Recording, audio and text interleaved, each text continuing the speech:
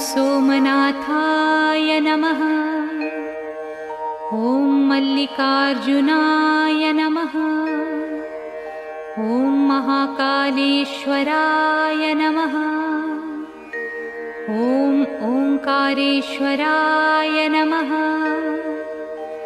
ॐ वैद्यनाथाय नमः। ॐ भीमशंकराय नमः। ॐ रामेश्वराय नमः। ॐ नागेश्वराय नमः। ॐ विश्वेश्वराय नमः। ॐ त्र्यंबकेश्वराय नमः। ॐ केदारेश्वराय नमः। ॐ भुस्मेश्वराय नमः। ॐ